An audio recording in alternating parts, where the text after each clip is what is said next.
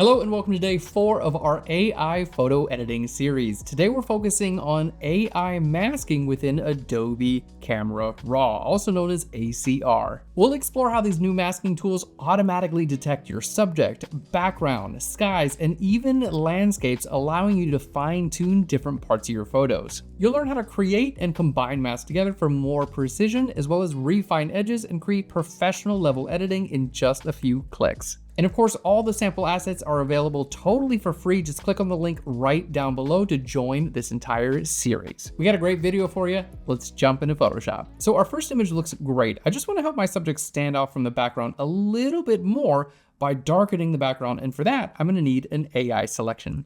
So we're going to go to our background layer. Now, the first thing I want to do is turn this into a smart object.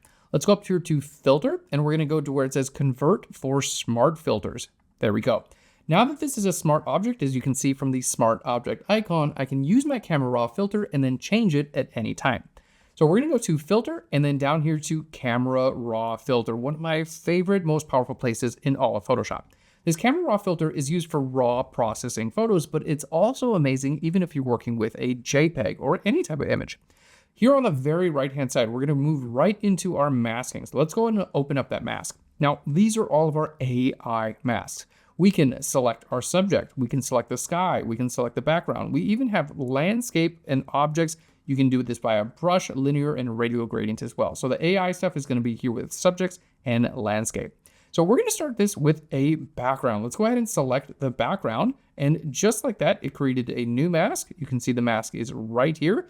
And with that mask, I have so much control. I'm gonna just scroll down here till we see our light adjustments, and I'm gonna simply take our exposure and bring this a little bit darker. And as I do this, you're gonna see our subject stands off from the background a little bit better. I love this. Now, I wanna create a little bit of a light area right behind our subject, almost like we have a glow behind her. And that's gonna really help us focus our eyes right on our subject. So what we're gonna do is I'm actually going to, you can see this mask, number one, I can just use this eye to turn this off or on. We're gonna subtract out by going this subtract. Let's click on subtract, and I'm gonna go ahead and subtract out a radial gradient. Now, once I do this, I'm gonna go ahead and click and drag right over here, and you're gonna see in real time, basically I'm just subtracting out this area from the mask, and I'm creating a light area right behind our subject. You can use the keyboard shortcut V to show or hide your pins or tools, and you can hit Y on your keyboard to show the overlay. So I'm gonna hit Y to hide the overlay, and then V to move this around, and there we go. So with one simple mask, we started with the background and then subtracted our radial gradient. Now there's our before and our after. How quick and easy was that? Really, really cool. So we're gonna go to create a new mask. This time I wanna go to select landscape, and we're gonna go to where it says artificial ground. Look how cool is that. It automatically found the ground for me. Let's go ahead and click here on create. Now with this artificial ground selected, all I have to do is scroll right down here, and I can tell my exposure, you know what, let's just bring our exposure down on the ground just a little bit more. That's really gonna help our subject stand out. It's looking awesome. Now we're gonna create a new mask. This time I'm just gonna go to select subject. Let's select the entire person, and I'm gonna go ahead and bring the shadow level up just a little bit. There we go, she looks great. We're gonna go down here where we see effects, and I'm gonna bring up a little bit of texture and a little bit of clarity as well. That's gonna help her stand out. Now, the last thing I wanna do is select our subject's clothing and brighten that up just a little bit. So we can do that through select people. We're gonna create one more mask and go right to where it says select people, and we're gonna choose our person. Now, in this case, you can choose all these different features. So their facial skin, their body skin, eyebrows, eyes, iris and pupil, lips, hair, teeth, all the way at the bottom we have clothes. I'm gonna click here on clothes and then click on create. And then I'm just gonna make her clothes just a little bit brighter. There we go, that looks good. And I want them to just kind of stand out a little bit more. And clarity is a great way to do that. Fantastic. And I think this looks great. We're gonna create one more mask, just a radial gradient, and I'm gonna click and drag just to brighten up our subject, mostly around their face. We're gonna bring up our exposure just a little bit on that as well. Look how awesome this photo is. Here's our before and after. So if we go here, there's our before and the after. Now, at any point, if you want to make some changes, we got back to our original mask. I can click here on this radial gradient, and I'm going to hit V, and I can hit basically make this a little bit larger and get a little bit more of a natural result. For our background, hit V again, and then hit OK. That is such an amazing transformation we were able to get with AI masks in Adobe Camera Raw. Now, remember how at the first part of this tutorial, we made this layer a smart object? Let's show you the importance of that. So we made this layer a smart object in the beginning. We did that by going to filter and then convert for smart filters, if you remember that. Now that it's a smart object, I can turn these smart filters off or on at any time. And if I want to, I can simply double click right here on my Camera Raw filter, go back into my masks, and I have all of my masks completely intact. I can go to my background here and I can say, you know what? I want my background to be a little bit darker, or let's make that a little more subtle. That looks pretty good. Hit OK, and it will automatically update in your image. All that with one simple filter. And for our next example, we're going to segment out different parts of our landscape as well as our subject. So this image looks really good. I just want to make sure my subject is a little bit brighter. I want to get more detail in the sky, in the lake, and this is really some shadows. I want to brighten those. And I want to be able to select all of that independently. So we're going to use the same process as before. Let's click here on the background layer. We're going to go to filter and then down to convert for smart filters. There we go. That makes it a smart object. Next, we're going to go to filter and then down to our Camera Raw filter, my absolute favorite.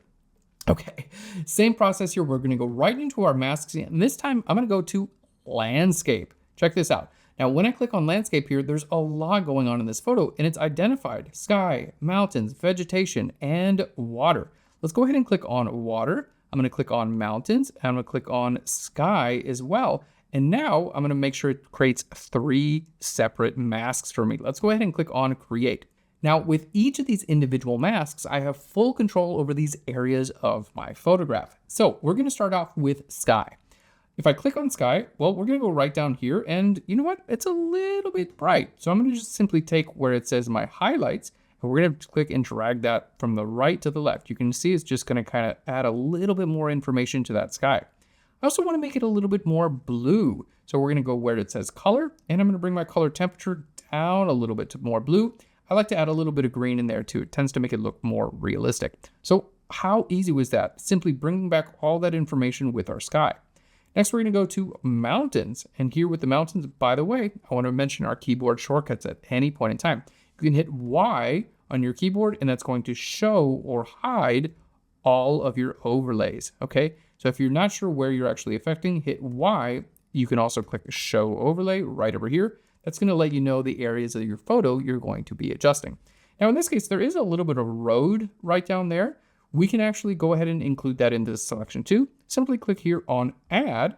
We're going to go down to where it says Brush, and then I'll just paint right over here, and that's going to be included as well. So we created our initial selection using AI and then updated using the brush. Now let's make sure our mountains mask is selected. We're going to go right down here. I'm going to turn off Show Overlay. You can also hit Y to show or hide your overlay. We're going to bring our exposure up just a little bit, and I'm going to take my shadow level and bring that a little bit brighter as well. I think this looks great. I want it to be a little bit more green, so I'm going to take my color temperature and just drag that this way just a little bit, and a little bit more saturation in there. It's going to look really, really great. And you know what? I love going into effects and just giving a little bit of clarity. Why not? Look how nice that is. Boom. Make it pop, right? Next, we're going to go right into the water. Let's click there. And with our water selection, I'm going to hit Y to make sure that my water selection looks good. You can also hit Show Overlay here. And with this water, I just want to go to my color temperature, and we're going to make it a little bit more blue. And I always recommend putting a little bit of green in there. It makes it look more natural. And down here in our effects, you know what? Why not? Just add a little bit of clarity to that water as well. This looks so good. The next thing we want to do is select our subject so we can edit all of these parts of our image independently. We're going to go right here to create new mask. Let's go down to where it says select subject. And just like that, our subject is selected. Hit Y to make sure they are selected. Yep, they look great. And then this time I'm just going to simply take my shadow level and bring the shadows up just a little bit because they already look so good. I want to take my color temperature and make this a little bit warmer, almost like a sunset light right there on our subject. And this looks fantastic. Really, really nice. So with all these masks, let's just turn them off and back on. All of this editing we were able to do within Adobe Camera Raw. I absolutely love this. Last thing I want to do, let's go to our regular editing. I love going into optics and just adding a bit of vignette. I think it's such a nice way to focus in on our subject. Here at the bottom, we can click here for the before and the after. Look at that. We're going to click on OK. it's going to apply the changes. But again, keep in mind, because we made this a smart object first, I can just turn this off or on at any time. I can double click right here on Camera Raw Filter. I can go into my masks. I have all my masks available, and I can even create a new mask. Let's grab a radial gradient, click and drag out just like that. Fantastic. I'm going to bring our exposure up just a little bit, draw more attention to my subject's face, and we can change our feathering. So I'm going to hit Y for our overlay. Don't forget, you can always change your feathering of your masks to make sure it blends into your image perfectly. All right, let's just turn that last mask off and on. All I have to do is hit OK on the bottom right, and it's going to automatically update our image. And that's all there is to using AI masks in Adobe Camera Raw. This is one of my favorite technologies. It's so powerful, and if you're in Photoshop, make sure you use Adobe Camera Raw. I am a huge fan. Thank you so much for watching today's video. Don't forget, you can download these sample images and PSD files totally free. Just click on the link right down below to join our series on AI photo editing. If you enjoyed this video, give us a big thumbs up, and if you want to get more photo editing videos, be sure to click on subscribe. Thanks again, and I'll Phlearn you later. Bye everyone.